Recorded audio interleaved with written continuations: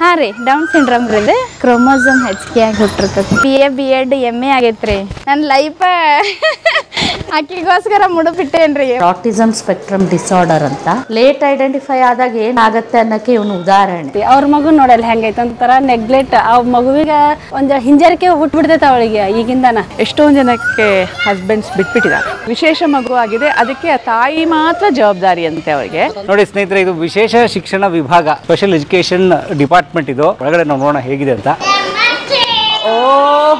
ವೈದ್ಯೋ ನಾರಾಯಣೋ ಹರಿ ವೈದ್ಯೋ ನಾರಾಯಣೋ. Sir ನಮಸ್ಕಾರ. ನಮಸ್ತೆ. ತಮ್ಮ ಪರಿಚಯ ಹೇಳಿ. ನಾನು ಸಂತೋಷ್ ಅಂತ ಸರ್, ಫಿಸಿಯೋಥೆರಪಿಸ್ಟು.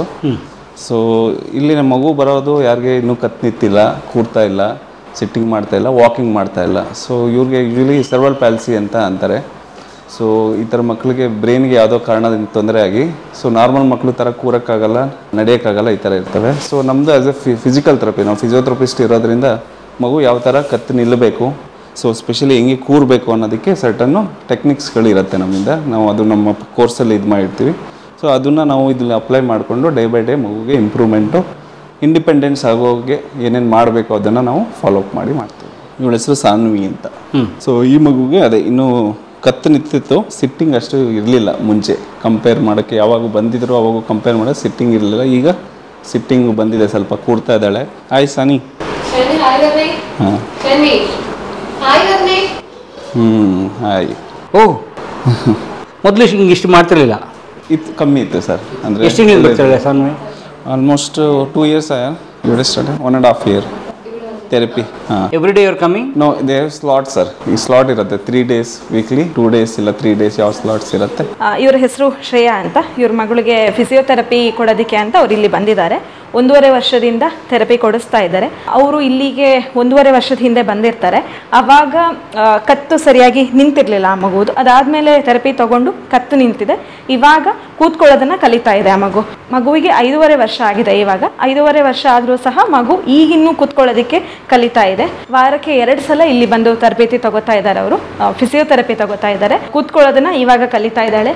ಇವಾಗ ಮಗು ಕೂತ್ಕೊಳ್ಳೋದಕ್ಕೆ ಶುರು ಮಾಡಿದೆ. ಮಗುವಿನ ಕುತ್ತಿಗೆ ಗಟ್ಟಿಯಾಗಿರೋದು ಇಲ್ಲಿ ತರಬೇತಿ ತಗೊಂಡ್ಮೇಲೆ ಇವಾಗ ಕೂತ್ಕೊಳ್ಳೋದನ್ನ ಕಲಿತಾ ಇದೆ. ಪ್ರಾಯಶಃ ಇನ್ನು ನಡೆಸುವ ತರಬೇತಿಯನ್ನ ಅವ್ರು ಕೊಡ್ತಾರೆ ನಮ್ಮ ಫಿಸಿಯೋಥೆರಪಿಸ್ಟ್. ಸೆರ್ವಲ್ ಪ್ಯಾಲ್ಸಿ ಅಂದ್ರೆ ಮೆದುಳಿನ ಪಾರ್ಶ್ವವಾಯು ಅಂತಾರೆ. ಸೊ ಇದಕ್ಕೆ 3 ಥರ ಕಾರಣಗಳಿರ್ತವೆ: ಪ್ರೀನ್ಯಾಟಲ್, ನ್ಯಾಟಲ್ ಅಂಡ್ ಪೋಸ್ಟ್ ನ್ಯಾಟಲ್. ಪ್ರೀನ್ಯಾಟಲ್ ಅಂದ್ರೆ ಹುಟ್ಟಕ್ಕಿಂತ ಮುಂಚೆ ಆಗೋ ಕಾರಣಗಳು. ಸೊ ತಾಯಿ ಪ್ರೆಗ್ನೆನ್ಸಿ ಇರಬೇಕಾದ್ರೆ ನ್ಯೂಟ್ರಿಷನ್ ಇರಲ್ಲ, ಇಲ್ಲ ಏನೋ ಏನೋ ತಾಯಿಗೆ ಏನಾದ್ರು ಬ್ಲಡ್ ಶುಗರ್ ಇರುತ್ತೆ, ಇಲ್ಲ ಸಡನ್ಲಿ BP ಜಾಸ್ತಿ ಆಗುತ್ತೆ. ಆ ಕಾರಣದಿಂದ ಮಗುಗೆ ಬ್ಲಡ್ ಸಪ್ಲೈ ಬ್ರೈನ್ಗೆ ಹೋಗಿರಲ್ಲ. ಸೊ ಯಾವಾಗ ಹೋಗಿರಲ್ಲ, ಆ ಮೋಟರ್ ಅಂದರೆ ಚಲನವಲನದ ಮೂಮೆಂಟ್ಗೆ ಅದು ತೊಂದರೆ ಆಗುತ್ತೆ. ಸೊ ಅದಾದಮೇಲೆ ಹುಟ್ಟಿದ ತಕ್ಷಣವೇ ಅಲ್ಲಿ ಹಾಸ್ಪಿಟಲ್ ಇನ್ಫೆಕ್ಷನ್ ಇರಬೇಕು, ಇಲ್ಲ ಡೆಲಿವರಿ ಆಗೋ ಟೈಮಲ್ಲಿ ಫೋರ್ಸೆಪ್ಸ್ ಡೆಲಿವರಿ ಅಂತಾರೆ, ಅಂದರೆ ಕೊರಳು ಸುತ್ಕೊಳ್ಳೋದು. ಸೊ ಏನೇ ಕಾರಣದಿಂದ ಬ್ರೈನ್ಗೆ ಆಕ್ಸಿಜನ್ ಹೋಗಲ್ಲ, ಆ ಟೈಮ್ಗೆ ಬ್ರೈನ್ ಇಂಜುರಿ ಆಗೋ ಚಾನ್ಸ್. ಹುಟ್ಟಿದ ಆದಮೇಲೆ 1 ವರ್ಷ ಚೆನ್ನಾಗಿರುತ್ತೆ ಮಗು, ಇದ್ದಕ್ಕಿದ್ದಂಗೆ ಬಿದ್ದೋಗುತ್ತೆ. ಎಲ್ಲೋ ಹೋಗ್ಬೇಕಾದ್ರೆ ಆಟ ಆಡ್ಬೇಕಾದ್ರೆ ಬಿದ್ದೋಗುತ್ತೆ, ತಲೆಗೆ ಪೆಟ್ಟು ಬಿದ್ದು ಅವಾಗಲೂ CP ಆಗೋ ಚಾನ್ಸಸ್ ಇರುತ್ತೆ. ಸೊ ಒಂದ್ಸತಿ CP ಆದರೆ ಏನು ತೊಂದರೆ ಆಗುತ್ತೆ, ಇದ್ರ ಜೊತೆಗೆ ಮಾತು ತೊಂದರೆ ಆಗುತ್ತೆ, ಸ್ಪೆಷಲಿ ಇದು ಮೂಮೆಂಟ್ಸ್ ತೊಂದರೆ ಆಗುತ್ತೆ. ಸೊ ಈಗ ನೋಡ್ತಿದ್ದಾರೆ ನಾವೆಷ್ಟು ಈಗ ಮೂಮೆಂಟ್ ಮಾಡ್ಬೋದು, ಅಷ್ಟೇ ಈಸಿಯಾಗಿ ಈ ಮೂಮೆಂಟ್ಸು ಈ ಮಕ್ಕಳಿಗೆ ಬರಲ್ಲ. ಸೊ ನಾವು ಆ್ಯಸ್ ಎ ಫಿಸಿಯೋಥೆರಪಿ ಆಗಿ ಈ ಮೂಮೆಂಟ್ನ ಕಲಿಯೋದು ಹೆಂಗೆ, ಕರೆಕ್ಟ್ ರೈಟ್ ವೇ ಯಾವ ಥರ ಯೂಸ್ ಮಾಡಬೇಕು, ಯಾವ ರೈಟ್ ವೇ ಕೂರಬೇಕು, ಯಾವ ಥರ ನಿಲ್ಲಬೇಕು, ಯಾವ ಥರ ವಾಕ್ ಮಾಡಬೇಕು, ಇದನ್ನು ನಮ್ಮ ರೆಸ್ಪಾನ್ಸಿಬಿಲಿಟಿ ಇರುತ್ತೆ. ಸೊ ಎಲ್ಲರ ಕಂಡೀಷನು ಒಂದು ಸಿವಿಯರ್ ಇರುತ್ತೆ, ಎಲ್ಲರೂ ಸೇಮೇ ಇರಲ್ಲ. ಒಬ್ಬರು ಒಂದೊಂದು ಥರ ಮಗು ಒಂದೊಂದು ಥರ ಇರ್ತಾರೆ. ಸೊ ಆ ಕಂಡೀಷನ್ನ ನಾವು ಫಸ್ಟು ಅಸೆಸ್ಮೆಂಟ್ ಮಾಡ್ತೀವಿ.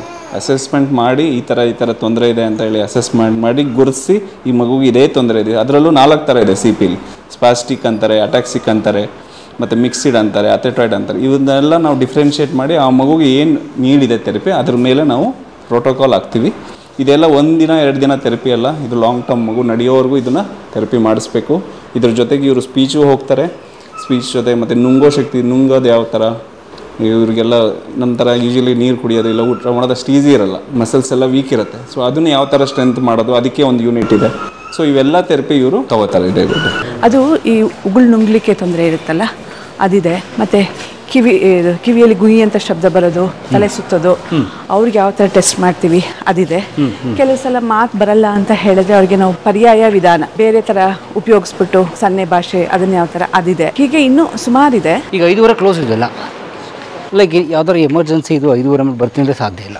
ಆ ಥರ ಎಮರ್ಜೆನ್ಸಿ ಬರೋದೇ ಇಲ್ಲ ಇರೋದೇ ಇಲ್ಲ. ಇಲ್ಲ. ಯಾಕಂದ್ರೆ ಅದು ಗೊತ್ತಿರುತ್ತೆ ಅವ್ರು ಮೊದಲು ಹುಡ್ಕೊಂಡು ಕರ್ಕೊಂಡ್ ಬರ್ತಾರೆ. ಹೌದು, ಇದೆಲ್ಲ ಬೇರೆ ಹಾಸ್ಪಿಟ್ಲಿಂದ ಬರೋದು ರೆಫರೆನ್ಸ್. ನಾವು ಮಕ್ಕಳು ಅಂತ ಹೇಳಿದ್ರೆ ಎಲ್ರಿಗೂ ಆಟ ಪಾಠ ಇಷ್ಟ. ಇದುವರೆಗೂ ಪಾಠದ ಬಗ್ಗೆ ನಾನು ಹೇಳಿದೆ. ಈ ಮಕ್ಕಳಿಗೆ ಇರುವಂಥ ಸ್ಪೆಷಲ್ ಪಾರ್ಕ್ ಇದೆ. ಓ, ಇಲ್ಲಿದೆ ನೋಡಿ. ಲೈಕ್ ಈ ಶ್ರವಣ ದೋಷ ಮತ್ತು ಮಾತಿನ ಸಮಸ್ಯೆ ಇರೋ ಮಕ್ಕಳಿಗೆ ಬೇರೆ ಪಾರ್ಕು. ಬೇರೆ ಪಾರ್ಕ್. ನಾವೆಲ್ಲ ಆಡೋ ಪಾರ್ಕಿಗೆ ಬಿಟ್ಟರೆ ಏನಾಗುತ್ತೆ? ಅಲ್ಲಿ ಅವ್ರಿಗೆ ಬೇಕಾದ ಸೌಲಭ್ಯ ಇರಲ್ಲ.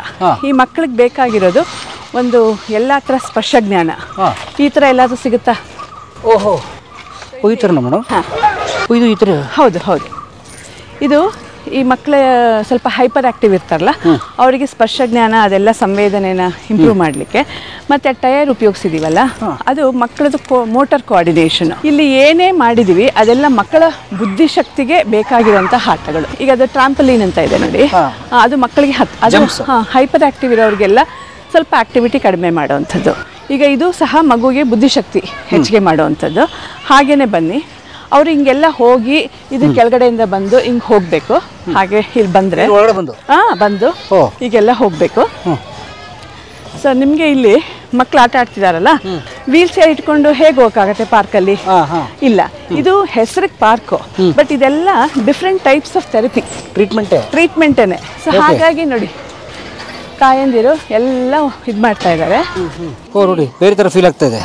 ಇದು ಮಗು ಬಿದ್ದರೂ ಏನೂ ಆಗಲ್ಲ. ಇದು ಆಲ್ಮೋಸ್ಟ್ ಒಂದು 4 ವರ್ಷ ಆಗಿದೆ. ಮಗು ಬಿದ್ದರೂ ಏನಾಗಲ್ಲ, ನೀರು ಬಂದ್ರೂ ಏನಾಗಲ್ಲ.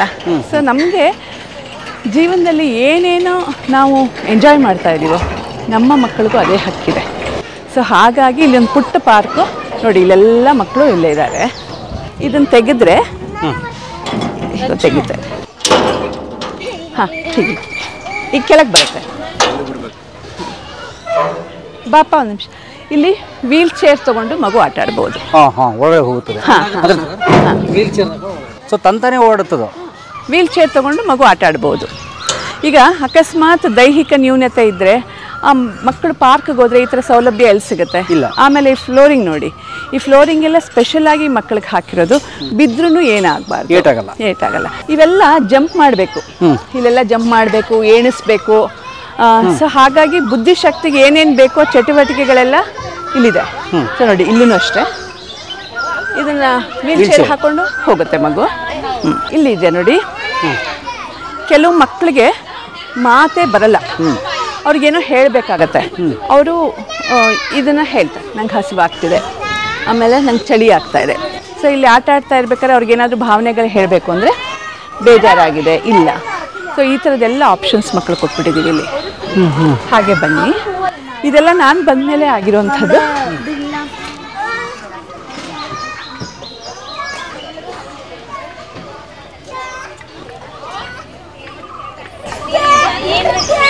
ನೋಡಿ, ಅವರೆಲ್ಲ ಕಿವಿಗೆ ಮಿಷಿನ್ ಹಾಕ್ಕೊಂಡಿದ್ದಾರೆ ಮಕ್ಕಳು. ಸೊ ಇಲ್ಲೆಲ್ಲ ಆಟ ಆಡ್ತಾ ಇರೋದು. ನಮಸ್ತೆ ಹೇಳಲ್ವಾ?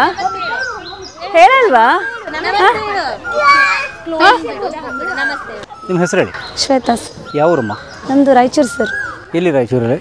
ಸಿಂಧನೂರು ತಾಲೂಕು, ರಾಯಚೂರು ಜಿಲ್ಲೆ, ಅಲಬನೂರು ಸರ್. ಸಿಂಧೂರು. ಓಕೆ. ಏನಿಲ್ಲಿ ನೀವು? ನಾವು ಸ್ಪೀಚ್ ತೊಗೊತಿದ್ವಿ ಹಾಸ್ಪಿಟ್ಲಲ್ಲಿ. ಚೆನ್ನಾಗಿ ಸಿಗ್ತಾ ಇದೆ. ಫಸ್ಟ್ ಬಂದಾಗ ಒಂದು ಸ್ವಲ್ಪ ಮಾತಾಡ್ತಿರ್ಲಿಲ್ಲ, ಬಟ್ ಇಲ್ಲಿಗೆ ಬಂದರೆ ಚೆನ್ನಾಗಿ ಮಾತಾಡ್ತಿದ್ದಾಳೆ. ಆಯುಷಲ್ಲಿ ಸ್ಪೀಚ್ 3 ಮಂತ್ಸ್ ಕೊಡ್ತಿದ್ದಾರೆ, ಚೆನ್ನಾಗಿ ಹೇಳ್ತಾ ಇದ್ದಾರೆ. ಎಷ್ಟು ನೀವು ವಯಸ್ಸು ನಿಮ್ಮ ಮಗುಗೆ? 8 years ಸರ್. ಈಗ 8 ವರ್ಷ. ಸೊ ಅದು ಮಾತು ಬರೋದೇ ಇಲ್ವಾ? ಈಗಲೇ ಮಾತಾಡ್ತಾ ಸರ್. ಈಗ ಸೊ ಅದು ಮಾತು ಬರಲ್ಲ ಅಂತ ಯಾವಾಗ ಗೊತ್ತಾಯ್ತು? 3 years ಕಂಪ್ಲೀಟ್ ಆದಮೇಲೆ ಸರ್. 3 years ಕಂಪ್ಲೀಟ್ ಆದಮೇಲೆ ಮೈಸೂರಲ್ಲಿ ಆಯುಷಲ್ಲಿ ಚೆನ್ನಾಗಿದೆ ಹೋಗ್ರಿ ಅಂತ ಹೇಳಿದ್ರು ನಮಗೆ. ಇಲ್ಲಿ ಬಂದಮೇಲೆ ಚೆನ್ನಾಗಿ ಪಿಕಪ್ ಆಯ್ತು ಸರ್. ನನಗೆ ಬಂದು 1.5 ವರ್ಷ ಆಯಿತು, ಚೆನ್ನಾಗಿ ಮಾತಾಡ್ತಿದ್ದಾಳೆ. ಇಲ್ಲೇ ಟ್ರೈನಿಂಗ್ ತೊಗೊತಿದ್ದೀನಿ, ಚೆನ್ನಾಗಿ ಸ್ಪೀಚ್ ಕೊಡ್ತಿದ್ದಾರೆ ಸರ್. ಅಂದರೆ ನೀವು ಇಲ್ಲಿ ಬಂದಿರೋದು ಮಗುಗೆ 6.5 ವರ್ಷ ಆದಾಗ? ಇಲ್ಲ, ಬಂದರೆ ಬರೀ 3 months ತೊಗೊಂಡು ಊರಿಗೆ ಹೋಗ್ತಿದ್ದೆ ಸರ್. ಬಟ್ ಇಲ್ಲಿ ಬಂದಮೇಲೆ 1 ವರ್ಷ ಆಯ್ತು. ಇಲ್ಲೇ ಇದ್ದೀರಿ? 1 ವರ್ಷದಿಂದ? 1 ವರ್ಷದಿಂದ ಇಲ್ಲೇ ಇದ್ದೀರಮ್ಮ? ಹೊರಗಡೆ ಮನೆ ಮಾಡಿದ್ವಿ. ಹಾಂ, ಯಾರು ಇದ್ದೀರಾ ಮನೇಲಿ? ನಾನು ನಮ್ಮ ಮಗಳಿದ್ದೀವಿ ಅಷ್ಟೇ. ನಿಮ್ಮ ಯಜಮಾನ್ರ? ಇಲ್ಲ, ವೀಕ್ಲಿ 1 time ಬರ್ತಾರೆ. ಊರಲ್ಲಿ ಏನು ಮಾಡ್ತಾರೆ ಅವರು? Bank manager. ಓಕೆ. ಸೊ ನೀವು ನಿಮ್ಮ ಮಗು ಇಲ್ಲಿದ್ದೀರಿ? ಒಂದೇ ಮಗುನಾ? ಇಲ್ಲ, 3 ಇದ್ದಾರೆ. 3 ಜನ ಇಲ್ಲೇ ಇದ್ದೀರಾ? ಇಲ್ಲ, ನನ್ನ ದೊಡ್ಡ ಮಗಳು ರಜೆ ಐತಂತ ಬಂದಿದ್ದಾಳೆ, ಹೋಗ್ತಾಳೆ. ಇವಳೇ ದೊಡ್ಡ ಮಗಳು. ಅವಳು ಆರಾಮ ಮಾತಾಡ್ತಾಳೆ? ಅವಳು ಚೆನ್ನಾಗಿದ್ದಾಳೆ, ಚಿಕ್ಕ ಮಗಳಷ್ಟೇ ಮಾತಾಡ್ತಾಳೆ, ಚೆನ್ನಾಗಿದ್ದಾಳೆ. ಬಟ್ ನನ್ನ ಮಗಳು ಇಲ್ಲಿ ಆಯುಷಲ್ಲಿ ಬಂದಮೇಲೆ ಚೆನ್ನಾಗಿ ಮಾತಾಡ್ತಿರೋದು. ಫಸ್ಟಲ್ಲಿ ಏನು ಮಾತಾಡ್ತಿರ್ಲಿಲ್ಲ, ಇಲ್ಲಿ ಸ್ಪೀಚ್ ಚೆನ್ನಾಗಿ ಕೊಡ್ತಿದ್ದಾರೆ, ಚೆನ್ನಾಗಿದ್ದಾಳೆ. ಈಗ ಇನ್ನೂ ಎಷ್ಟು ತಿಂಗಳು ಇರ್ಬೇಕಿಲ್ಲ ನೀವು? ನಾವಿನ್ನ 4 months ಇರ್ಬೇಕು ಸರ್. ಊರಿಗೆ ಹೋದ್ಮೇಲೆ ನಾರ್ಮಲ್ ಲೈಫ್ ಇಲ್ಲೇ ಚೆನ್ನಾಗಿದೆ, ಬಟ್ ಇನ್ನು ಇವು ಮಗಳು ಇದೆಲ್ಲ ನೋಡ್ಬೇಕಲ್ವಾ, ಅದಕ್ಕೆ ಹೋಗ್ಬೇಕು. ಬಟ್ ಇಲ್ಲಿ ಇದ್ದಂಗೆಲ್ಲ ಚೆನ್ನಾಗಾಗುತ್ತೆ ಸರ್, ಸ್ಪೀಚ್ ಚೆನ್ನಾಗಿ ಕೊಡ್ತಿದ್ದಾರೆ. ಅವ್ರು ಹೇಳಿದ್ದೆಲ್ಲ ಫಾಲೋಅಪ್ ಮಾಡಬೇಕೆಲ್ಲ ಚೆನ್ನಾಗಾಗುತ್ತೆ ಸರ್. ಒಳ್ಳೇದಾಗಲಿ ನಿಮಗೆ. ನಮ್ಮ ಮಕ್ಕಳು ಬೇರೆ ಮಕ್ಕಳ ಥರ ಆಟ ಪಾಠದಲ್ಲಿ ಅವರಿಗೆ ಒಂದು ಸೌಲಭ್ಯ ಬರಬೇಕು ಅಂತಲೇ ಹೇಳಿಬಿಟ್ಟು ನಾವು ಇದು ಮಾಡಿದ್ದು. ಸೊ ಹೀಗಾಗಿ ಇದು ಮಾಡಿ ಒಂದು 4-5 ವರ್ಷ ಆಗಿದೆ.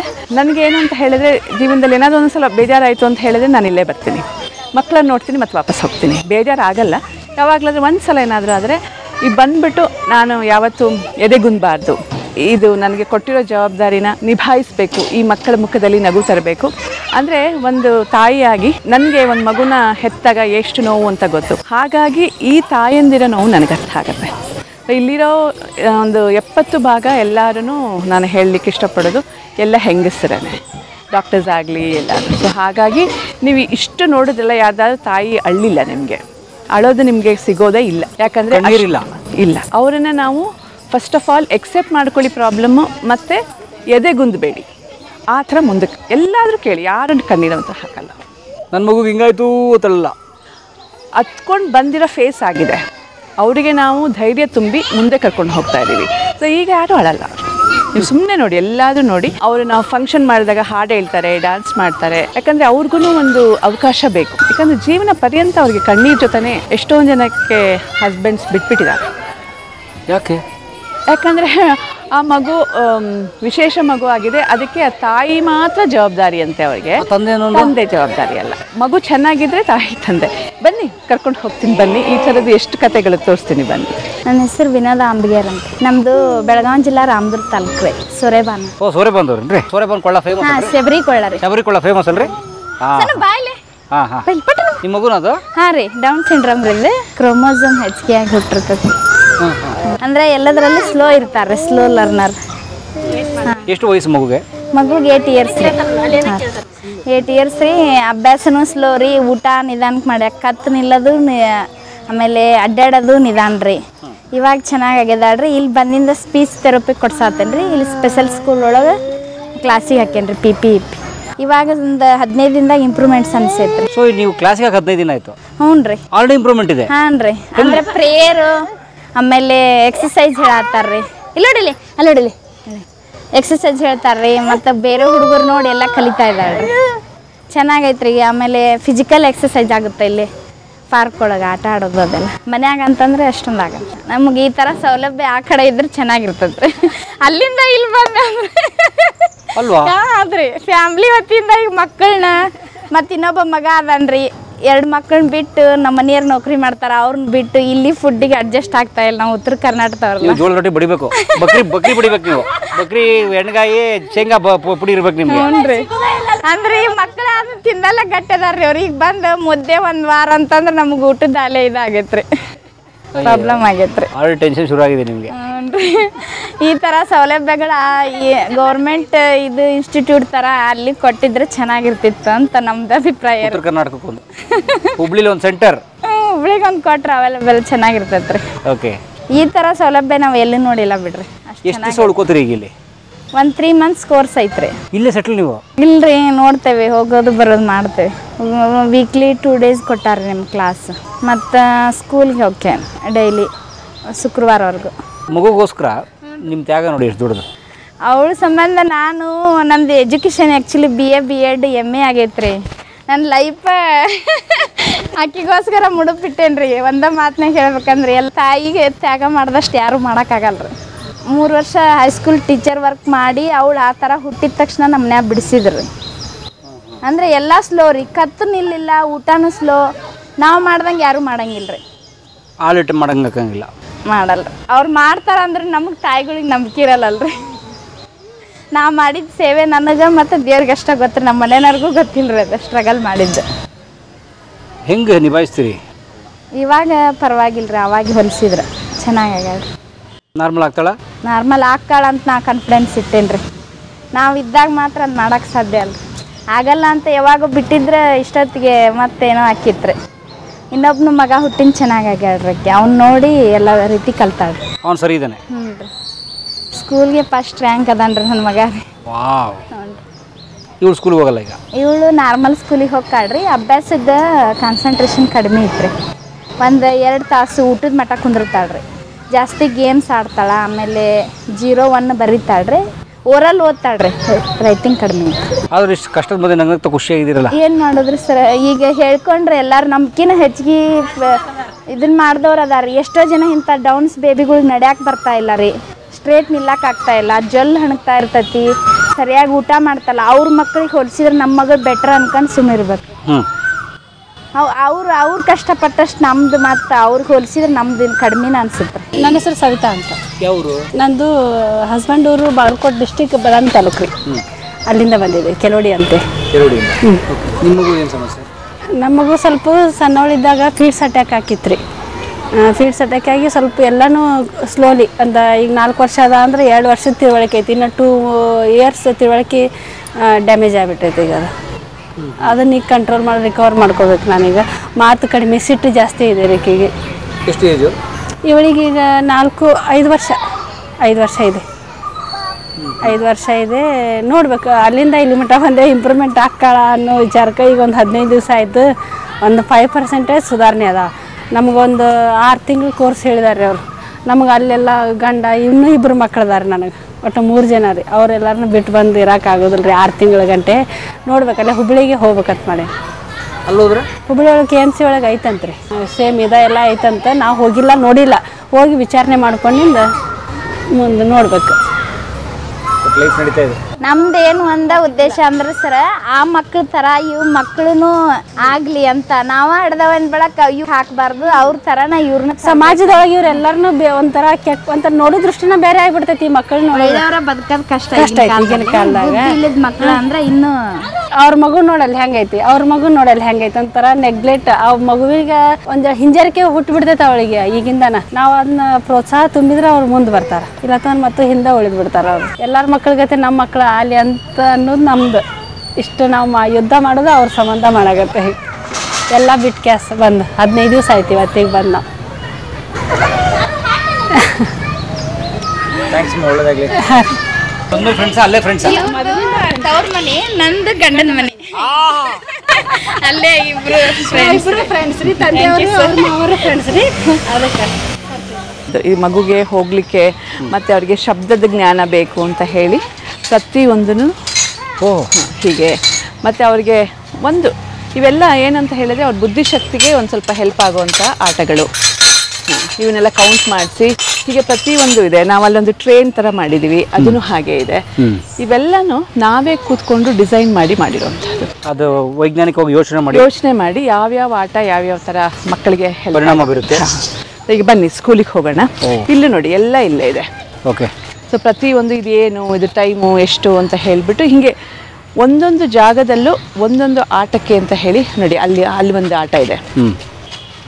ಸೊ ಅವರು ಮಕ್ಕಳಿಗೆ ಕೆಲವರು ಆಟ ಆಡ್ತಾರೆ, ಕೆಲವರು ಕೂತ್ಕೊಂಡು ಇದನ್ನು ಆಟ ಮಾಡ್ತಿರ್ತಾರೆ. ಸೊ ಹಾಗಾಗಿ ಸ್ವಲ್ಪ ಅವ್ರಿಗೆ ಮನೋರಂಜನೆ ಆಗುತ್ತೆ, ನಮಗೆ ಇಂಡೈರೆಕ್ಟಾಗಿ ಅದು ತರಬೇತಿ ಆಗುತ್ತೆ. ಓಕೆ. ಇದು ಸ್ವಲ್ಪ ಲಕ್ವ ಹೊಡೆದಿರುತ್ತಲ್ಲ, ಅವ್ರಿಗೆ ಸ್ವಾಧೀನರಲ್ವಲ್ಲ, ಸೊ ದೊಡ್ಡವರಿಗೋಸ್ಕರ ಮಾಡಿರುವಂಥದ್ದು.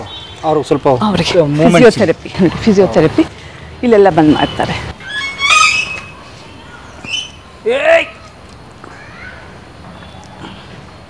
ಇವಾಗ 2 ಮಾಡಿಬಿಟ್ರಲ್ಲ, ಹೊಡೆಯೋದು 2 ದಿನ ಲೇಟ್ ಆಗುತ್ತೆ ಅಂತ ಹೊಡೆಯುತ್ತೆ ನಾವು ಮಾಡೋ ಕೆಲಸಕ್ಕೆ. ಪ್ರತಿಯೊಂದು ಅವರಿಗೋಸ್ಕರ ಇದೆಲ್ಲ. ಹಾಂ, ಥ್ಯಾಂಕ್ಸ್ ಅಣ್ಣ. ನಿಮ್ಮ ಹತ್ರ ಒಂದು 1000 ಕಥೆ ಬರೆಯೋಷ್ಟು ವಿಷಯ ಇದೆ. ಎಲ್ಲ ಕಡೆ ಮಕ್ಕಳಿಗೆ ಕೂತ್ಕೊಂಡು ಆಟ ಆಡಲಿಕ್ಕೆ, ಓಡಾಡಲಿಕ್ಕೆ ಎಲ್ಲೂ ಅವ್ರಿಗೇನು ಕೊರತೆ ಆಗಬಾರ್ದು.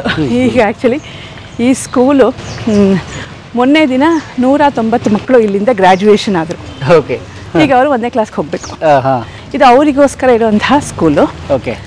ಅಂದರೆ ನಾವು ಬೇರೆ ಮಕ್ಕಳಿಗೆ LKG UKG ಅಂತ, ಈ ಮಕ್ಕಳು ಎಲ್ಲಿ ಹೋಗ್ತಾರೆ.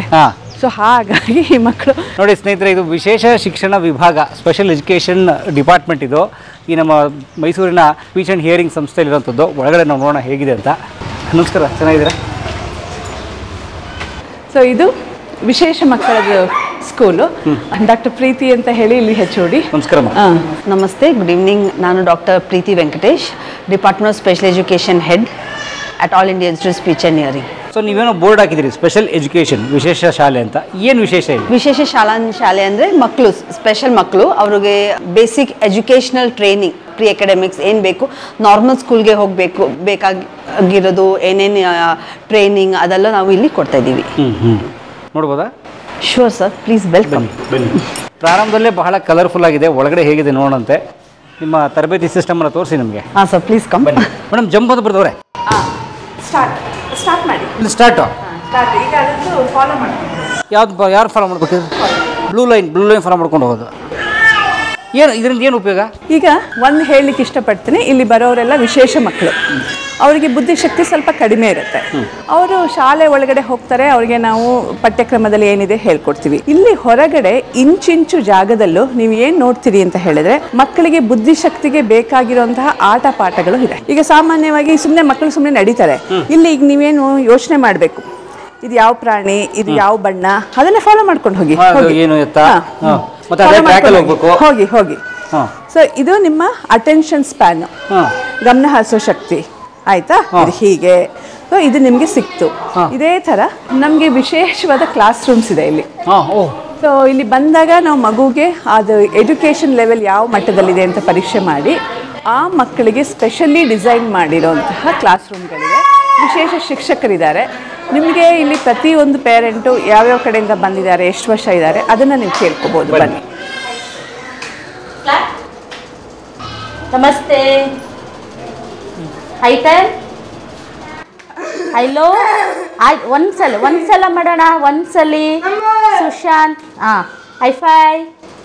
Clap clap clap. ಚಪ್ಪಾಳೆ. ಒಂದ್ಸಲಿ ಸುಶಾಂತ್. ಚಪ್ಪಾಳೆ. ಆಯ್ತು. Very good. ಕೈ ಕಟ್ಟಿ. Very good. ನಮಸ್ತೆ, ನನ್ನ ಹೆಸರು ಸುಮನಾ HP.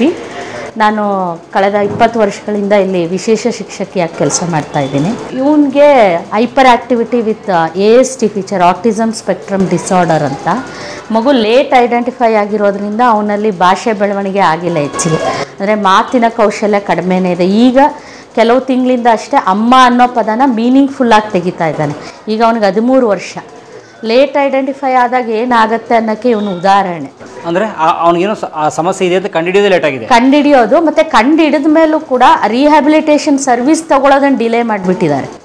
6 ವರ್ಷಕ್ಕೆ ಗೊತ್ತಾಯ್ತು ಅವರಿಗೆ, ಆದರೆ ಅವ್ರ ಕೌಟುಂಬಿಕ ಸಮಸ್ಯೆ ಮತ್ತು ಬೇರೆ ಹಿನ್ನೆಲೆಗಳ ಕಾರಣದಿಂದ ಅವ್ರು 12 ವರ್ಷಕ್ಕೆ ಬಂದಿದ್ದು ಇಲ್ಲಿಗೆ. 12 ವರ್ಷಕ್ಕೆ ಬಂದಾಗ ನಮ್ಮಲ್ಲಿ ಪ್ರೀ ಸ್ಕೂಲ್ ಸರ್ವಿಸ್ಗೆ ತೊಗೊಳಕ್ಕಾಗಲಿಲ್ಲ ನಾವು. ಆದರೆ ಮಗುಗೆ ಏನಾದರೂ ಒಂದು ಸೇವೆ ಕೊಡಲೇಬೇಕಾಗಿತ್ತು. ಸೊ ಅವನಿಗಾಗಿ ನಾವು IEP ಅನ್ನೋ ಸೇವೆ ಇದೆ ನಮ್ಮಲ್ಲಿ, ಇಂಡಿವಿಜುವಲೈಸ್ಡ್ ಎಜುಕೇಷನ್ ಪ್ರೋಗ್ರಾಮ್ ಅಂತ. ಯಾವ ಮಗುಗೆ ಶಾಲೆನಲ್ಲೂ ಯಾವುದೇ ರೀತಿ ಅನುಕೂಲ ಆಗ್ತಾಯಿಲ್ಲ, ಆದರೆ ವಿಶೇಷ ಮಗು ಏನಾದರೂ ಸಹಾಯ ಮಾಡ್ಬೋದು ಅನಿಸಿದ್ರೆ ಆ ಮಗು ಬೇಸ್ ಲೈನಿಗೆ ತಕ್ಕಾಗಿ ಏನು ಕೌಶಲ್ಯ ಕಲಿಸ್ಬೋದೋ ಅದನ್ನು ನಾವು IEPನಲ್ಲಿ ಪ್ಲ್ಯಾನ್ ಮಾಡ್ಕೊತೀವಿ. ಸೊ ಇವನ ಡಯಾಗ್ನೋಸಿಸ್ ಆಧಾರದ ಮೇಲೆ, ಇವನ್ನ ಅಬ್ಸರ್ವ್ ಮಾಡಿದ್ಮೇಲೆ ಅವ್ನು ಯಾವ ಲೆವೆಲಲ್ಲಿದ್ದಾನೆ ಅಂತ ತಿಳ್ಕೊಂಡ್ವಿ. ಈಗ ನೀವು ಇವತ್ತು ಏನು ನೋಡ್ತಾ ಇದ್ದೀರಾ, ಅದು ಆ ಚಪ್ಪಾಳೆ ತಟ್ಟೋದು ಅಥವಾ ಐಫೈ ಕೊಡೋದು, ಅವ್ನು ಲಿಟ್ರಲಿ ಅವ್ನ ಹೆಸರು ಕೂಡ ಅವ್ನಿಗೆ ಗೊತ್ತಿರಲಿಲ್ಲ. ಸುಶಾಂತ್ ಅಂತ ಅವ್ನು 100 ಸತಿ ಕೂಗಿದ್ರು ಕೂಡ ಅವ್ನು 1 ಸತಿನೂ ತಿರುಗಿ ನೋಡ್ತಾ ಇರಲಿಲ್ಲ.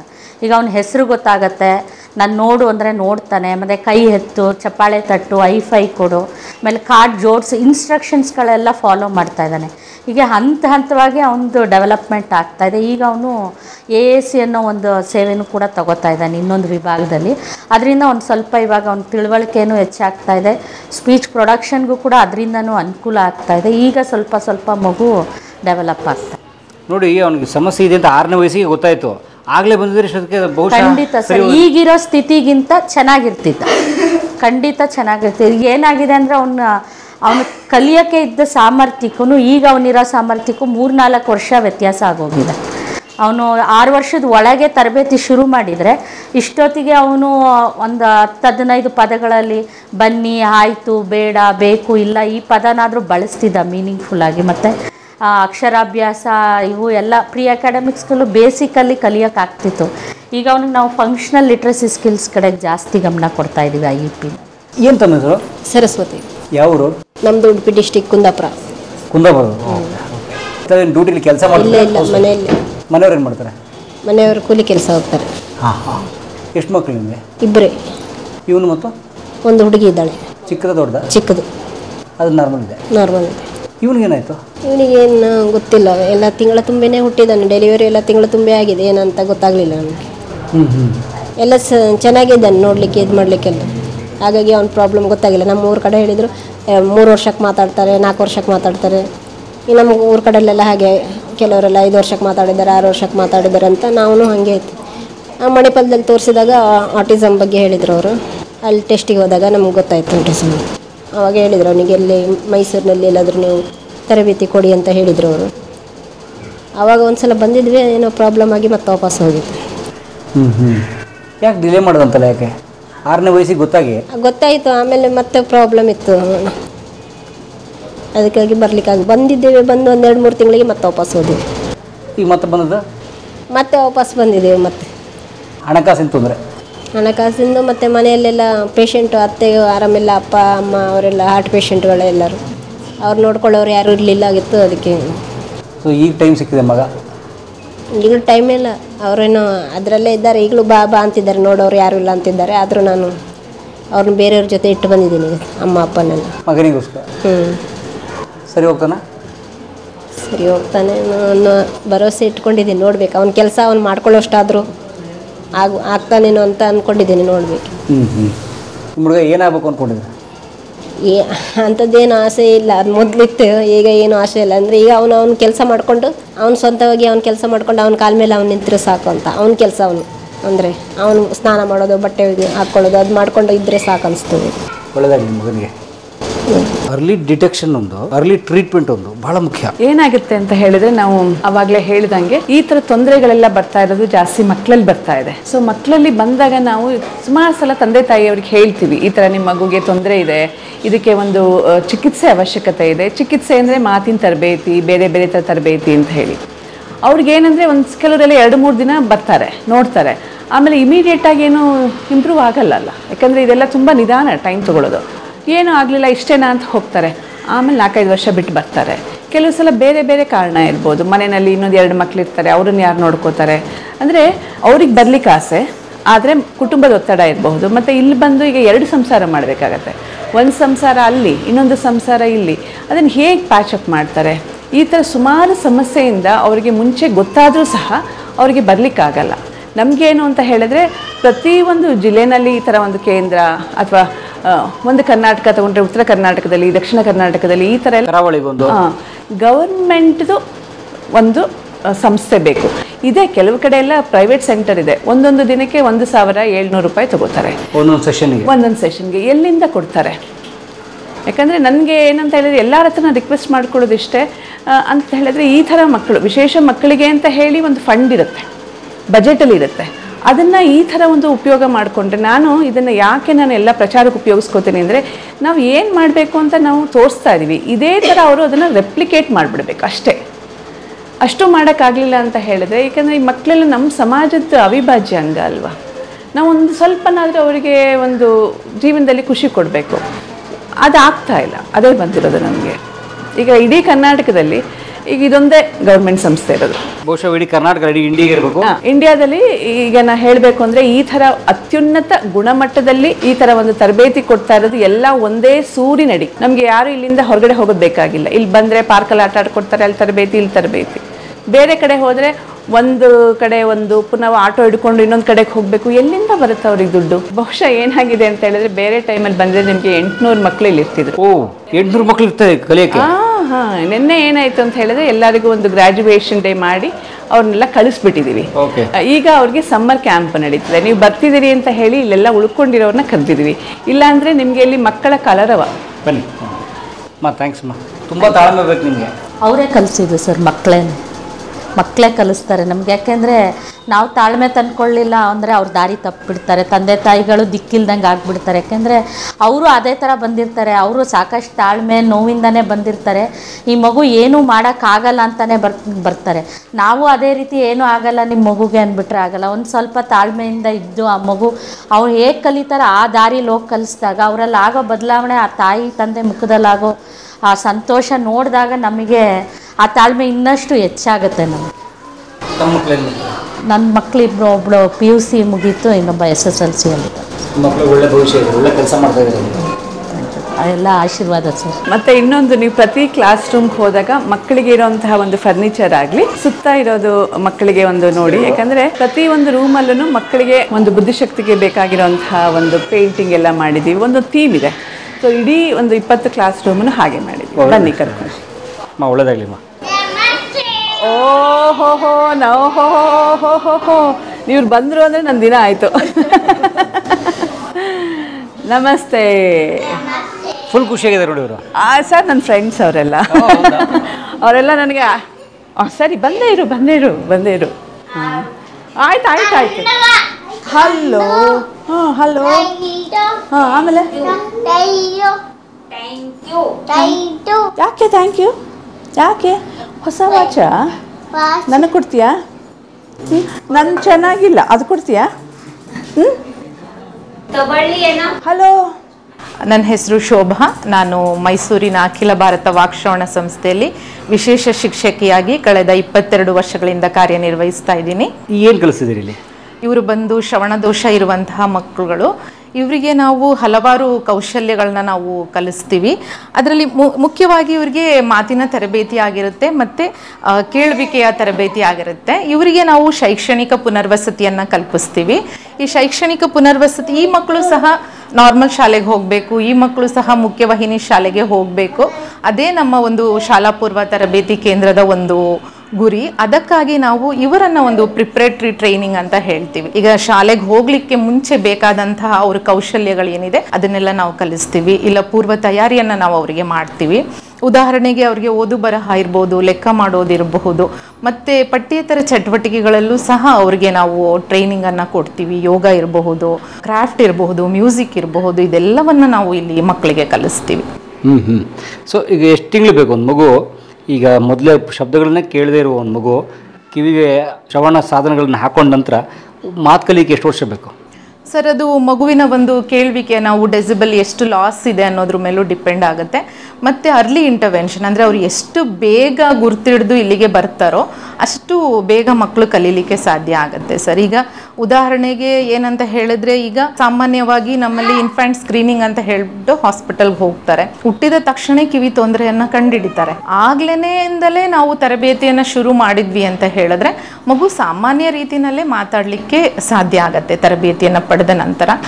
ಈಗ ತುಂಬ ಲೇಟಾಗಿ ಬಂದರು. ಈಗ ಒಂದು 3 ವರ್ಷ 4 ವರ್ಷಕ್ಕೆ ಅವರು ಗುರ್ತಿಡ್ದು ಶ್ರವಣ ದೋಷ ಇದೆ ಮಗುಗೆ ಅಂತ ಹೇಳಿದಾಗ ಸಹಜವಾಗಿ ಮಗು ಮಾತು ಕಲಿಯೋದು ಲೇಟ್ ಆಗುತ್ತೆ. ಇಲ್ಲಿಗೆ ಬಂದ ಮೇಲೆ ನಾವು ತರಬೇತಿಯನ್ನು ನೀಡಿದ ಮೇಲೆ ಅವರು ಒಂದು ಸಾಮಾನ್ಯವಾಗಿ ಒಂದು 6 ತಿಂಗಳು ಅಥವಾ 1 ವರ್ಷದಲ್ಲಿ ಕೆಲವೊಂದು ಪದಗಳನ್ನು ಮತ್ತು ಕೆಲವು ಮಾತುಗಳನ್ನು, ವಾಕ್ಯ ರಚನೆಗಳನ್ನ ಮಾಡಲಿಕ್ಕೆ ಕಲಿತಾರೆ. ತುಂಬ ತಾಳ್ಮೆ ಕಲಿಸಿದ್ರಿ. ಹೌದು ಸರ್, ತುಂಬ ತಾಳ್ಮೆ ಇರಬೇಕು. ಅನ್ನಂಗಿಲ್ಲ. ಕೆಲವೊಮ್ಮೆ ಅಂತೀವಿ ಸರ್, ಕೆಲವೊಂದು ಮಕ್ಕಳಲ್ಲಿ ಕೆಲವೊಂದು ಬಿಹೇವಿಯರ್ ಪ್ರಾಬ್ಲಮ್ಸ್ಗಳಿರುತ್ತೆ. ಈಗ ನೋಡಿ, ಈಗ ತುಂಬ ಒಂದು 10 ಮಕ್ಕಳಿದ್ರೆ 10 ಮಕ್ಕಳು ಒಂದೇ ರೀತಿಯಲ್ಲಿ ಇರೋದಿಲ್ಲ. ಆವಾಗ ನಾವು ಒಂದು ಆ್ಯಸ್ ಎ ಶಿಕ್ಷಕರಾಗಿ ನಾವು ಕೆಲವು ಸಲ ಕಣ್ಣಿನಲ್ಲಿ ಕೆಲವು ಸಲ ನಾವು ಮಕ್ಕಳನ್ನ ಹಿಂಗೆ ಅಂತ ಹೇಳಿದಾಗ ಅವರು ಕೂತ್ಕೊಳ್ತಾರೆ. ಸೊ ಅಷ್ಟಂತೂ ಬೆದರಿಸ್ತೀವಿ. ಬಟ್ ಹೊಡೆಯೋದಾಗಲಿ ಅಥವಾ ಮಕ್ಕಳನ್ನ ಕಾರ್ಪೊರಲ್ ಪನಿಷ್ಮೆಂಟ್ ಕೊಡೋದಾಗಲಿ ನಮ್ಮಲ್ಲಿ ಇಲ್ಲ. Thank you.